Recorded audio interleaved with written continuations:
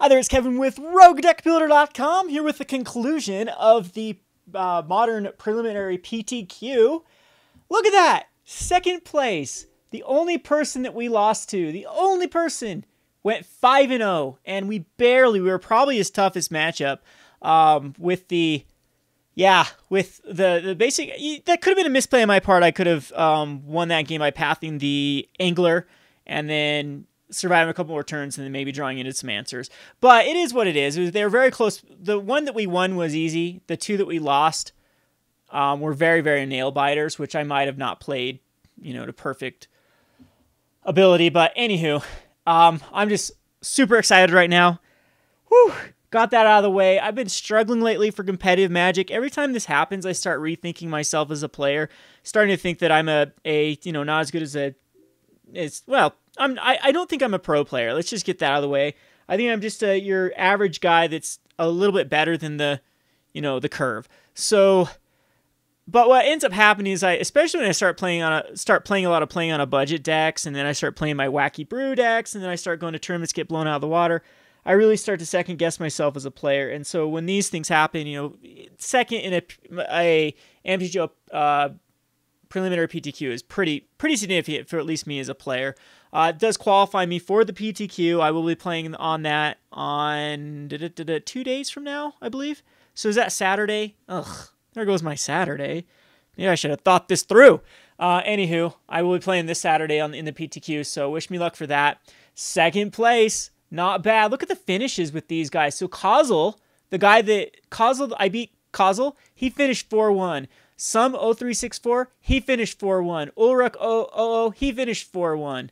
The other guy, one of our guys did finish 2-3. It looks like the other one that we beat. And then who was our other opponent here? So Venom, he finished 3-2. Venom finished 3-2.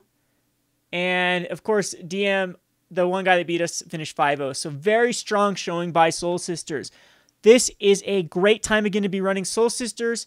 It was an incredible deck versus Grixis and Burn and all those hyper-aggressive decks. And I think that I am so glad that Grixis Delver is back in the format. We had a while there after they banned Treasure Cruise that combo decks were just everywhere. So Amulet of Bloom and Scape Shift and just even you start to see like Living End type decks were starting to crawl back out of the woodwork and really take over the format.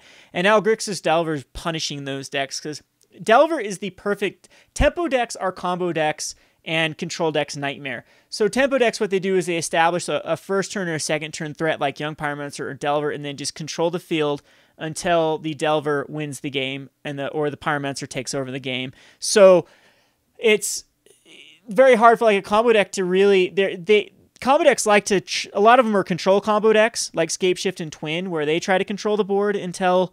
they combo off, but they can never really feel secure enough to go off against Delver because Delver has so many answers, so many ways that they can find, and then they have to progress their own board state because Delver is just gonna eat them alive in a few turns.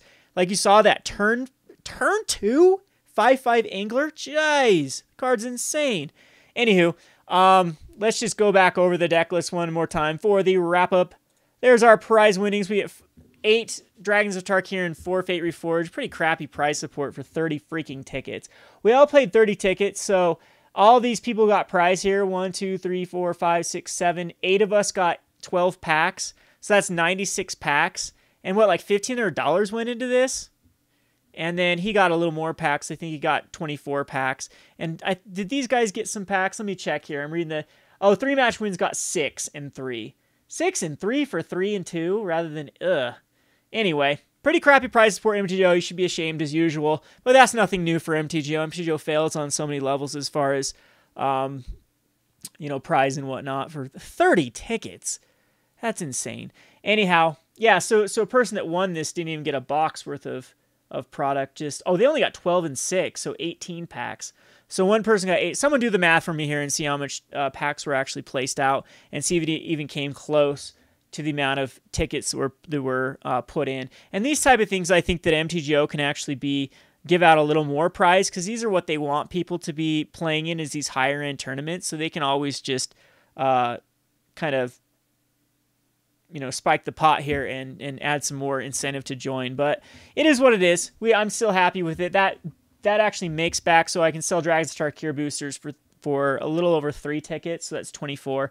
And then Fate Reforged I can sell for 4 tickets, so that's 16. So I make 10 tickets. So that entire 4-1 finish, I make 10 tickets from this tournament. Anyway, let's go on to the wrap up here.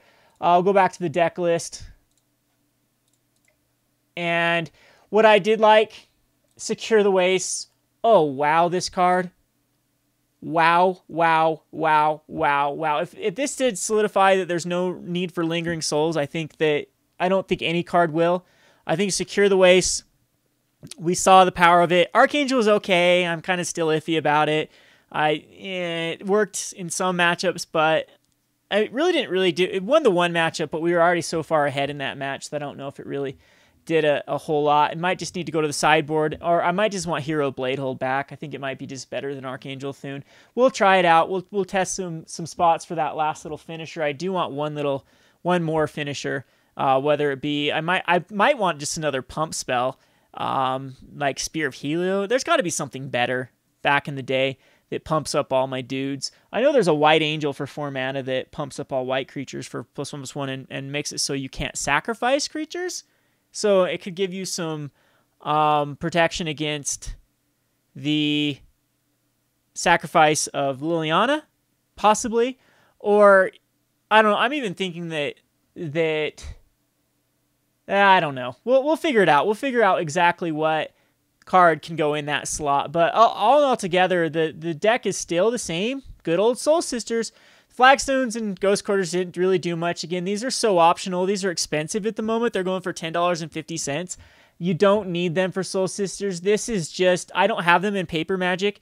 This is basically just fluff at this point. It's not going to affect the game too much. It thins out the deck very, very little. It's just going to get one card out of your deck, which isn't, I mean, that's the significance of actually just running a fetch land, but the fetch land will actually cost you a life. So that's the big difference. You can, and again, you can Ghost Quarter your own flags to go get 2. It's unnecessary beyond unnecessary. You do not need the flagstones. I think that maybe the downside of this is they can get like Blood Mooned, and you could get locked out of your double red. That could absolutely happen. So people saying that flagstones are an auto include, I disagree with that. There is pluses and minuses to it, and I've yet to really feel out if it's worth it or not. If you're splashing another colorless, it is definitely worth it, because then you have a way to actually fetch up your off-colored land. So if you're running like, I thought about green for Soul Sisters just to run a few like Knight of the Reliquary. So I may actually use these in one of my decks, and I want to build with the Forbidden Orchard with Knight of the Reliquary. I'm going to probably use flagstones, and then a bunch of, then you have other ways to get your Overgrown, or not your Overgrown Tomb, your Godless Shrine and your Temple. Whatever the Celestial Land is. I'm out of it right now. I need to take a break from this, guys. Yeah. Anywho, I guess the one change I would make is I'd run the one Path to Exile probably main board right now for the Archangel Thune. That's the big difference I'd do. Just like that, and maybe take out the Ghost Quarters and Flagstones and just go basic planes again. And yeah, so Core Firewalker is a little bit iffy, but I do like it if Grixis Delver is going to be a thing. Just more hate. It's you could actually even run. There's old school. Isn't there a Knight that's a protection from red and black, and then First Strike Lifelink from M15, M14, one of the M14 and M13.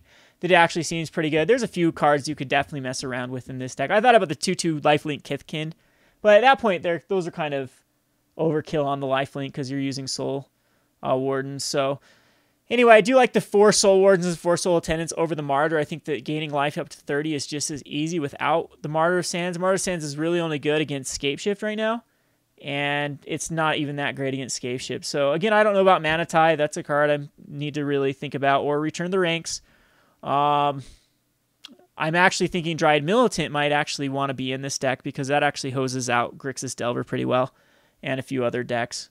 But I'm going to keep in the Celestial Flares, maybe go up on Wrath of God.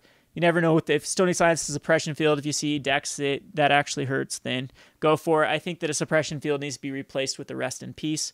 I would bring in Rest in Peace versus Delver and maybe not bring in the Return of the Ranks. Again, it's one of those things you just have to test. But anywho, I will quit blabbing. Thank you for all your support. 4-1 finish is going to do a number on my self-esteem. It's going to really... I can't even think. Words. It's going to accelerate my... That sounds stupid. I'll quit talking here. This is Kevin with RogueDeckBuilder.com. Thanks for watching.